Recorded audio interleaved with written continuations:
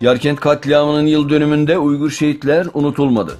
Bundan tam 4 yıl önce Doğu Türkistan'ın Yarkent ili İlişku kentinde Uygur Türkleri Çin'i protesto etmek amacıyla sokaklara çıkınca Çin işgal yönetimi Uygurları durdurmak için halka ateş açtı. Araştırmalara göre 2000'e yakın Uygur Türk'ü Çin askerleri tarafından katledilirken yüzlercesi tutuklanmıştı.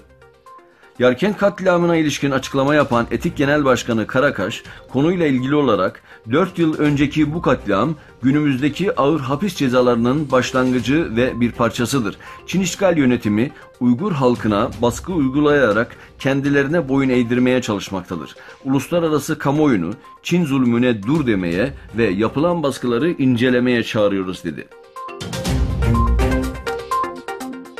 Çin hükümetinin 1981 senesinde imzalayıp onayladığı ırk ayrımcılığının ortadan kaldırılması sözleşmesinin yerine getirilip getirilmediği 10 ila 13 Ağustos tarihleri arasında Birleşmiş Milletler Komitesi tarafından denetlenecek. Şu ana kadar yapılan incelemelerde Çin hükümetinin gün geçtikçe baskılarını artırdığı 2017'de Doğu Türkistan'da tutuklananların sayısının 2016'ya göre 8 kat daha fazla olduğu, gerekçesiz ve haksız yere tutuklamaların gün geçtikçe arttığı da belirlendi. Pekin'de Amerika Birleşik Devletleri Büyükelçiliği binasının yakınında gerçekleşen patlamayı görüntüleyen bir bayan tutuklandı. Patlama sonrası herkes telefonlarını eline alarak video çekmeye başlayınca aralarındaki Çinli bir bayanı sosyal medyada yalan bir olayı herkese ifşa ettin diye Çin polisleri tarafından tutuklandı.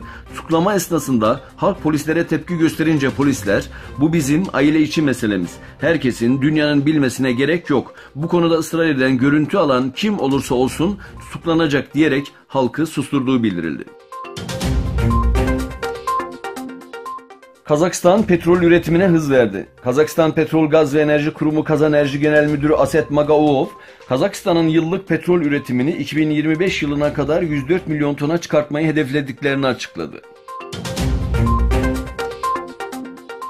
Yahudi yerleşimciler işgal altındaki Batı Şeria'da Filistinlilere ait bir evle bazı tarım arazilerini ateşe verdi. Batı Şeria'daki yasa dışı yerleşimlerden sorumlu Filistinli hükümet yetkilisi Gassan Douglas, Yeşkudeş yerleşim biriminden bir grup Yahudi yerleşimcinin Nablus'un güneyindeki Calut köyüne baskın düzenleyerek köydeki bir evle bazı tarım arazilerini ateşe verdiğini duyurdu. 21. yüzyılın en uzun kanlı ay tutulmasının yaşandığı dün gece dünyanın güneş ile ay arasına girdiği tutulma sırasında yerkürenin gölgesi 1 saat 43 dakika boyunca ayın görünen yüzünü tamamıyla örttü. Dünyanın birçok bölgesinden gözlenebilen ay tutulması birbirinden güzel manzaralar oluşturdu.